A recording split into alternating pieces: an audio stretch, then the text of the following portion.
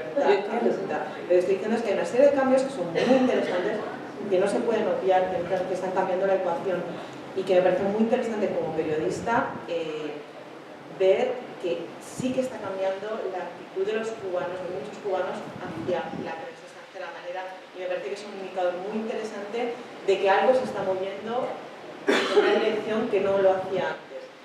Luego van a surgir miles de problemas. Ahora hay muchos temas que luego no les gustará que se reporte. Va a empezar el gran tema de las desigualdades entre los que pueden montar un negocio y los que no. Hay muchos temas distintos que algunos empiezan a apuntarse ya. Pero hay algo que está cambiando y que ha cambiado en los últimos, yo diría casi 3-4 años, desde que empezaron las reformas económicas de verdad, no las cosméticas de... Digo, los hoteles son muy importantes psicológicamente, pero bueno, no cambia la vida en Cuba, no sé, si ganas $20 no te puedes ir a un hotel de 120, o sea. Pero los cambios económicos, la progresiva liberalización de algunos comercios está cambiando y eso sí que puede cambiar muchas cosas y hay que estar, son unos cambios muy difíciles a veces de ver, pero son muy interesantes y, bueno, y están provocando una cierta apertura de la... No, definitivamente es una grieta en el muro y esa grieta hay que aprovecharla y seguir hacia adelante. Incidiendo en lo que decía Silvia, vamos a ver, es un proceso de 50 años y estamos hablando de reformas que están empezando, reformas económicas forzadas porque la isla se abría, o sea, no había por dónde. Entonces es una cuestión de supervivencia, porque los cambios económicos van a derivar en cambios culturales, en cambios sociales y en la creación de una clase media. Y eso para mí no iba a pasar. No es que sea la grieta en el muro, es que ya. O sea, que no va a ser mañana, no va a ser pasado, va a ser progresivamente, pero no hay por atrás. No, y nadie está criticando eso. Yo creo en todo, o sea, en todo caso hay que ser objetivo y ver que sí, está pasando, es una realidad. Como mismo arrestan a periodistas independientes cubanos, o sea, son realidades que están pasando y están ahí. Son facts, como se dice en inglés, ¿no? Eso nadie lo niega, nadie lo puede negar, y repito que siempre que vaya a mejorar la vida del cubano dentro de Cuba, pues bienvenido sea. Lo que sí, o sea, hay que también decir que todo está condicionado al gobierno actual todavía en la isla. O sea, es una realidad, es el punto. Por otro lado, sí quería preguntarles, la perspectiva de hace algunos años, a ustedes como periodistas extranjeros, con la interacción con el pueblo cubano, había mucho miedo. Yo misma he sido testigo desde aquí, lamentablemente, porque me gustaría, como he dicho, ir a poder reportar dentro de Cuba, pero he visto que los cubanos como que han perdido un poco ese miedo y ya hablan con más franqueza y más libertad frente a los medios internacionales o a nosotros mismos. ¿Qué me pueden decir al respecto? Pues yo no puedo decir nada porque no puedo volver a Cuba desde hace 15 años, porque soy persona non grata. Me temo que ese miedo no se puede perder tan fácilmente, la verdad. Por la experiencia que tuve hace 15 años. Y también creo, todo eso es, estoy siguiendo los asuntos cubanos, así por interés personal y profesional, pero desde lejos.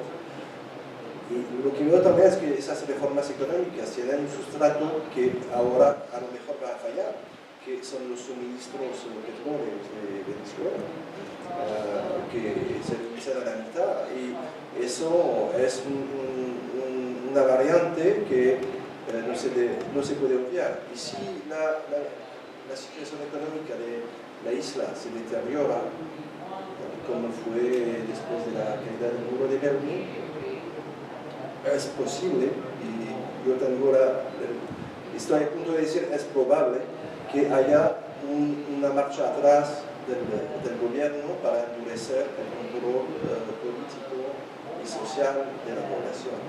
Pero bueno, eso es una hipótesis, ¿no?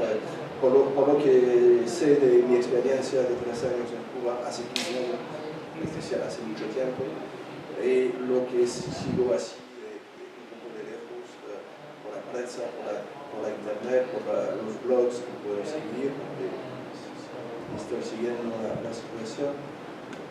Claro, yo creo que hubo un cambio, pero que este cambio fue permitido por una cosa coyuntural, que es el suministro de petróleo de Venezuela. Me acuerdo que cuando salí de Cuba,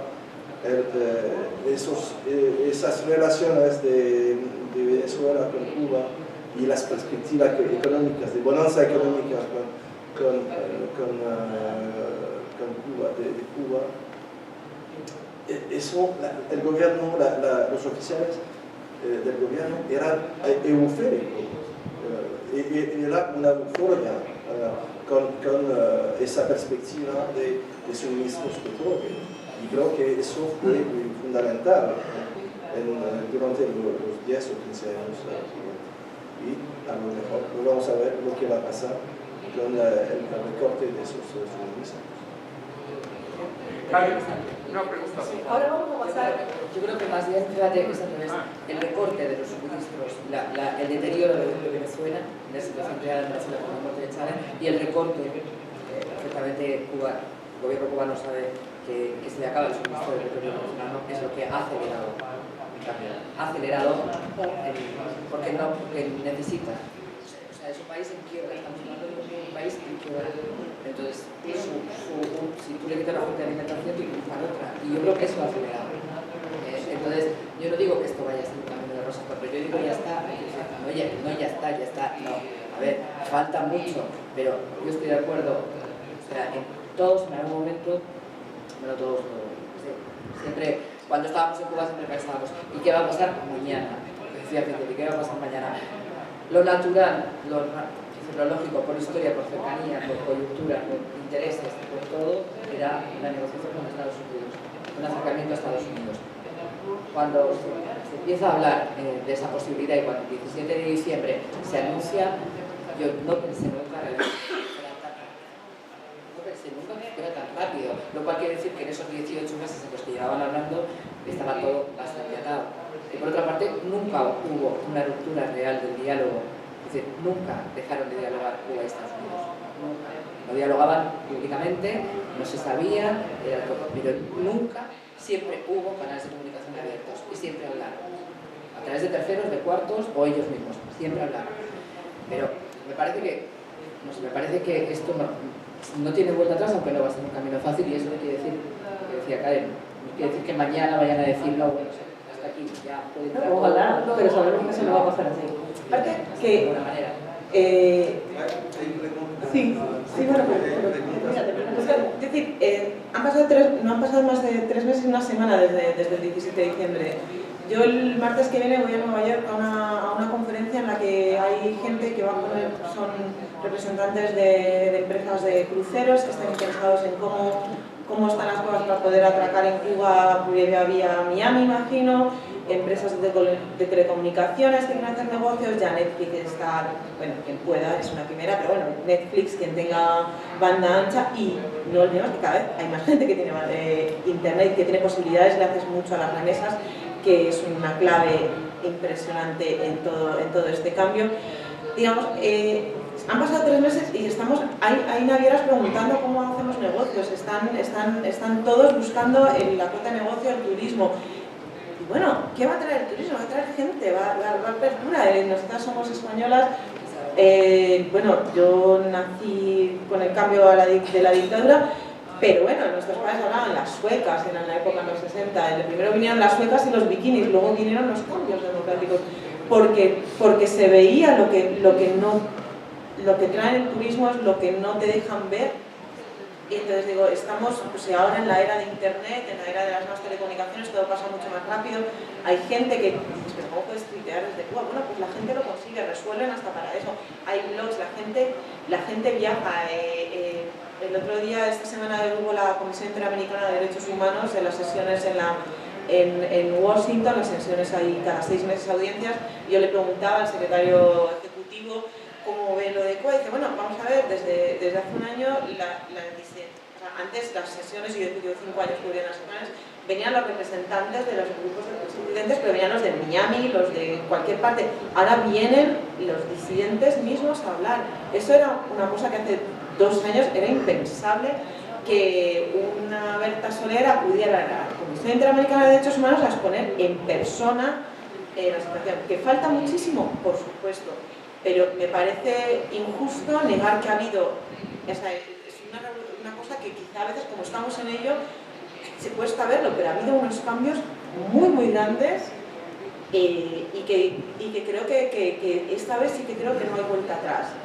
Va a tardar y con el camino va a haber mucha gente que para mucha gente va a llegar tarde, por supuesto. Eso cínico, bueno, es tan cínico, pero es lo que pasa en todos los procesos históricos. Y salvo y eso me toca cerca porque mi madre es alemana, salvo la reunificación alemana donde Alemania del Este tenía el tío rico, Alemania del Oeste que le sufragó gran parte, todos los procesos han sido muy largos y muy traumáticos de cambio. O sea, esto no es... Cuba tiene la suerte de la proximidad y la gran afinidad con toda la comunidad cubana en Estados Unidos que puede ayudar a que sea cualquier transición menos traumática en términos de quiebra económica. Pero bueno, los cambios no son de la mañana a la noche. Sí, vamos a pasar a las preguntas y respuestas. Perdón, hacía 5 años que no hablamos nosotras dos, así que... No, pero está interesante la conversación definitivamente. Definitivamente hay cambios, sí, los disidentes pueden viajar, excepto cuando el gobierno les dice ya no pueden viajar más, como hay algunos ahora en Cuba que no pueden viajar porque les han retirado el pasaporte. Igual que los cubanos que vivimos fuera no podemos viajar a Cuba a no ser que nos den nuestra visa, ¿no? Tenemos que pedir una visa para entrar. O sea que sí hay cambios y eso es importantísimo, qué bueno, pero no podemos conformarnos, tenemos que seguir exigiendo porque los cambios no están como deben ser. Preguntas y respuestas, por favor. Más que comentarios, pediría por favor que sean rápidos con preguntas directas. ¿A quién se las dirigen? Adelante, señor. Sí. Pregunta. Su nombre, la pregunta y a quién la dirige. Trabajaba para el periódico anteriormente y con gran respeto para el mar, que leía todas sus notas todos los días, postura muy especial dada las circunstancias de Cuba. Yo entiendo perfectamente bien qué tan duro es estar en Cuba y cubrir Cuba. Denise también leí el libro, donde me parece que estoy casi seguro que mencionaste la palabra autocensura, que aquí no se mencionó en ninguna de las propuestas. Expresaron que hay presiones sobre los periodistas, pero ninguno ha hablado sobre qué resultado tienen esas presiones. Hay 2 libros de periodistas españoles, uno de la televisión española y otro, más si me acuerdo bien, una mujer que sucedió con la F y la banca, no me acuerdo, una periodista española que fue de las agencias, me parece que fue, y un libro también hablando en parte de la autocensura. Entonces, ¿qué pueden decir ustedes sobre ese tema?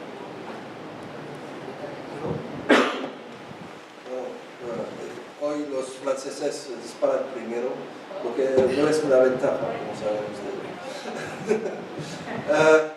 Habló de la autocensura. La verdad es que no lo va a creer, pero yo no creo que me haya autocensurado. Es posible que cuando no estaba seguro de la información no la daba, pero eso en cualquier parte del mundo. En cualquier parte del mundo donde trabajé, cuando no podía contrastar la noticia, no podía tener confirmación, que no era de hormigón, no la noticia simplemente. Y eso no lo llamó autocensura, lo llamó profesionalismo, con mucha modestia, pero con mucha humildad. Pero en cuanto a las presiones o los límites que se dan, lo que por experiencia lo que noté es que los límites no se pueden adivinar. No puedo adivinar, no puedo estar en la mente del funcionario cubano para saber dónde están los límites. Un ejemplo muy sencillo. Me acuerdo muy bien que cuando la hija de Leti Revuelta publicó las cartas de amor de Fidel Castro en Miami, estaba en Cuba. Y claro, fue un recuerdo. Y dije, bueno, voy a ir a entrevistar a Leti Revuelta. Todo el mundo, ¡qué barbaridad! No hagas eso, que te van a echar. ¿Por qué? ¿Por qué no? Lo hago, voy a ir a una entrevista a la Revuelta, hago la nota, me miran en la oficina que todos estaban cubanos, aparte de mí, me miran como un muerto viviente, de verdad, que había hecho el cable con la revuelta. Y no pasó nada. No pasó nada. El límite, todo el mundo pensaba que había un límite en ese caso, pero no había límite. El límite no puedo eliminarlo. La única forma de saber dónde está el límite es escribir y ver el resultado. El resultado fue que, claro, como lo expliqué, al cabo de 2 años y medio, concretamente 6 meses de revista del Papa, los límites cambiaron. Y eso lo sabía. Pero ¿a dónde estaban los límites? Bueno, lo experiencié, me empujaron de afuera, pero ahí estaban los límites. Autocensura, no creo. Creo que Denis lo ha explicado muy bien y yo creo que sí hemos hablado y yo creo que todos los tres hemos hablado. El tema es, no puedes escribir sobre lo que no tienes confirmado y es imposible en Cuba confirmar muchas cosas y además es muy difícil contar algo sin revelar la fuente para no ponerla en peligro. Entonces hay muchas cosas de las que finalmente no puedes contar porque te pueden desmentir en cualquier momento y efectivamente es un tema de profesionalidad. Las consecuencias, bueno, yo creo que lo hemos explicado muy bien, las consecuencias de esas presiones. A Denis lo echaron, hay 3 corresponsales a los que echaron, es decir, las consecuencias están clarísimas. Denis no puede entrar en la isla, yo no sé si me dejarían entrar, lo dudo. Silvia ha vuelto, le han puesto todo tipo de pegas y le han puesto fecha de salida. Es decir, o sea, las consecuencias son evidentes. Y en cuanto a los límites que comentaba Denis, yo creo que he sido muy gráfica. O sea, a mí uno de los funcionarios del DPI me dijo, te pasaste de la raya, cruzaste la línea. ¿Dónde está la línea? La línea cambia y la ponen ellos en función de sus intereses, en función de su situación, en función de lo que quieran en ese momento. Con lo cual, la única manera de saber dónde está la línea es, como dice él, escribiendo. Hay temas que tú crees que van a ser muy sensibles y que van a provocar problemas y no pasa nada, y hay temas absurdos que de repente provocan una tormenta. Y dices, ¿qué pasó? Entonces, es muy difícil, es muy complicado, la verdad. Y en cuanto a los libros, no conozco ningún libro de ninguna periodista, no sé de qué libro me puedes estar hablando, de ninguna periodista de fe sobre autocensura, la verdad que no, pero hay varios libros de periodistas, hay varios libros de españoles, 3 libros, ¿no? de corresponsales de Televisión Española, 3 libros de corresponsales de Televisión Española, y hay un libro de César, de uno de los expulsados, pero que en realidad es un libro sobre viajes, es un libro que muestra el día a día de Cuba, no tiene un contenido político, no es un libro sobre prensa, pero bueno, si te acuerdas, dime. El nombre no me acuerdo, sé que es uno de los hombres en la televisión española. En Televisión Española hay 3. Sí. Pero bastante fuerte en términos de la autocensura y lo que no pudieron escribir, no solamente por la falta de confirmación, que entiendo perfectamente, sino la existencia de temas sensitivos políticos que no se podían tocar o que no se deberían de tocar. Eso me parece que lo han hablado bastante. En Cuba hay un dicho que creo que es, no sé, ¿cómo es? Se puede jugar con la cadena pero no con el mono. Entonces sí hay autocensura. Bueno, autocensura no, se puede jugar con la cadena pero no con el mono. Nadie dice que si tú quieres decir lo que vas a hacer, es un refrán popular, que yo creo que no solo es aplicable a Cuba. Entiendo, pero por eso es autocensura, ¿no? Si no juegas con el mono, pues... Yo creo que todos los que estamos en esta mesa hemos tenido bastantes problemas, con lo cual eso quiere decir que mucha autocensura que hemos tenido. Aparte, nosotros somos... y hay una cosa, somos periodistas extranjeros, escribimos... yo entiendo que Cuba es un país que desata muchas pasiones, pero nosotros somos periodistas, contamos... a mí me han acusado, o sea, me han tirado las orejas unos y otros, a todos, o sea, pues algo haremos bien cuando nadie está contento con nosotros, digo yo. A mí me han regañado del Centro de Prensa Internacional muy fuerte y es muy desagradable cuando en las condiciones en que lo hacen, tengo una compañera a la que la llamaron para recriminarle porque había unas comillas manipulativas, ¿de acuerdo? Y tú dices, pero, o un tono o una puntuación que dice, bueno, en fin, no tienes ni es como dicen, no sabes dónde te va a venir por qué te va a venir la bronca, pero también pues también se me han enfadado gente, disidentes que han dicho que no contaba las cosas. O sea, digo, yo nunca he estado en un país donde hay tanta reacción de todas partes. Y he cubierto varios países y jamás me ha venido tanta... Ahora ya más ahora con la era internet, con Twitter, que te lo ves mucho más. Y yo nunca me he autocensurado. Es como dice Mar, lo que yo no he escrito es a mí me llamaba de repente a la oficina alguien que me decía que era un preso político que me estaba llamando desde la cárcel y yo no tenía manera de confirmar cómo esta persona, y me contaba cosas que se me caía el corazón a trozos, pero yo no tenía manera de confirmar que esa persona era quien era. Y no podía, responsablemente no podía contarla, a no ser que tuviera una manera de contrastar la información. Yo hasta hoy, mis colegas me dicen, ¿por qué grabas todo? ¿Por qué los apuntas todo? ¿Por qué guardas todas las entrevistas hasta que ha pasado 3 meses? Digo, porque a mí no me vuelve a decir nadie que no me ha dicho lo que me han dicho. Y eso lo aprendí en Cuba. Es una lección que todos tenemos que aprender en la escuela de periodismo. Pero que pues en otros países donde no hay tanta presión sobre tu trabajo, pues quizás se te olvida. Yo lo grabo todo, o sea, a mí que no me diga Pepito, al que he entrevistado, que no me dijo lo que me dijo, me lo dijo.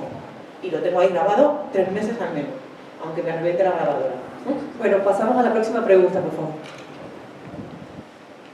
Mi nombre es Agustín País, hermano de Frank País y de Josué País, tan comunista como anticomunista como fueron todos ellos. Deseo hacerle la pregunta. En estos momentos soy representante para Relaciones Exteriores de los municipios de oposición. No sé si en Cuba habrán oído los municipios de oposición, es algo que ya llevan años.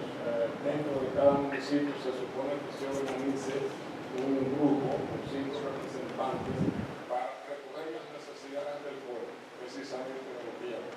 Si no se recoge la basura, si el agua, esto, lo otro.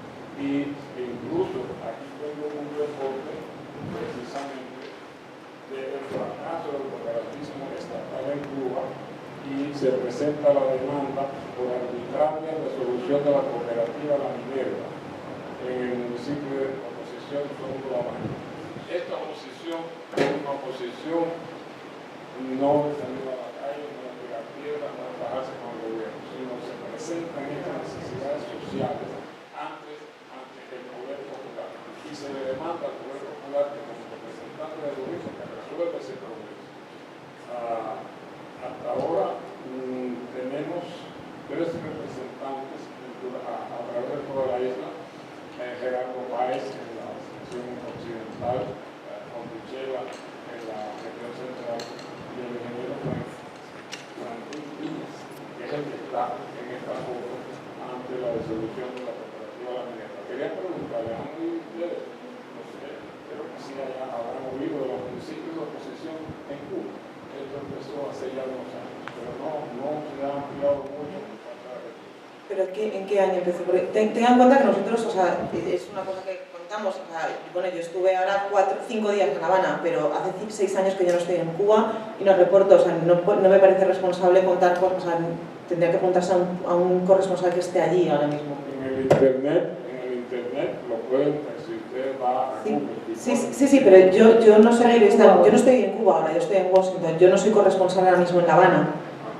Entonces yo no puedo, hay cosas que yo no puedo, que me parece que, bueno, como periodista, por ética, yo no voy a contar cosas, o sea, yo cuento lo que veo cuando estoy en los sitios, o cuento, ahora escribo mucho de relaciones bilaterales.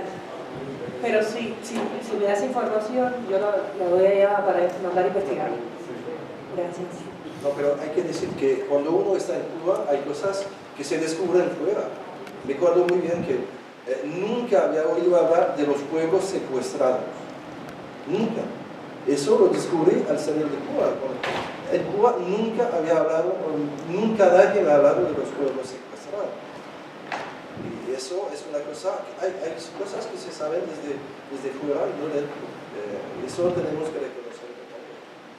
El responsable de la Unión Occidental en la premisa que hay años de épocas y de nuevo en Internet, en Google, en los sitios de televisión, junto a Fore, y está por lo menos en Internet, está muy bien mostrado la organización y el cómo está muy encima. Muchas gracias. Yo tengo el papel, lo voy a presentar para mandar a nuestros reporteros a que investiguen. Adelante, la próxima pregunta.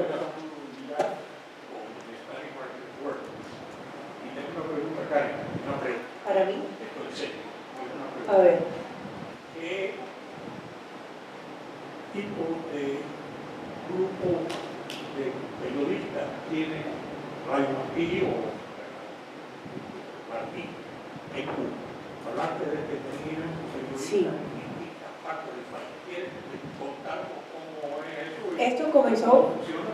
bueno, hace unos años esto hubiese sido algo que lo diríamos y nadie lo creería, ¿no? La verdad. O sea, esto empezó hace alrededor de 2 años y medio, comenzó con unos pocos, viniendo de la disidencia obviamente, no hemos tenido un periodista oficialista que se haya pasado y pues ahora quiera ser periodista independiente de la agencia Palenque Visión, que es como el puente para llegarnos a nosotros los reportajes que hacen. Sí, hay muchos periodistas que eran oficialistas que hoy en día son disidentes dentro de Cuba, o no disidentes, periodistas independientes. Los quiero llamar así, porque lo que hacen es reportar simplemente lo mismo que dice el gobierno y lo que no dice, lo que oculta o lo que dice mal, que es muy importante.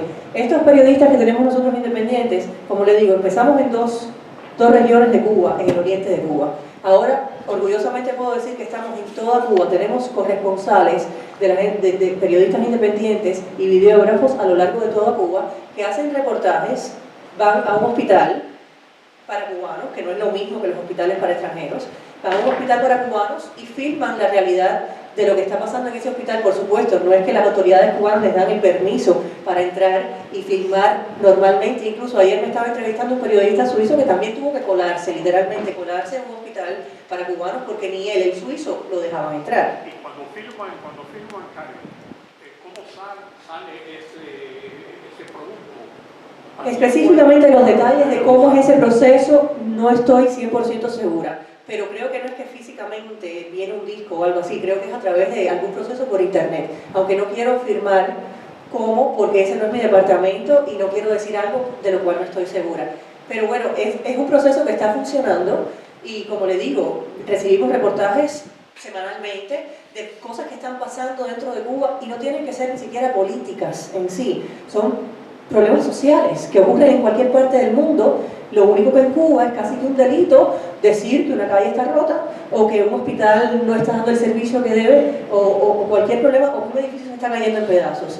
Entonces, hace unos días unas periodistas europeas fueron a Cuba y tenían todos sus papeles y su permiso, o sea, fueron con todas las de la ley. Casualmente estaban en el medio, creo de Centro Habana, no estoy segura, pero en el medio de La Habana, y se produjo una protesta antigubernamental de 2 mujeres que estaban exigiendo lo que cualquiera, o sea, derechos humanos, comida para el pueblo, libertad, etc. Ellas, periodistas al fin, sacaron su cámara y empezaron a filmar. ¿Qué produjo esto? Que fueron arrestadas.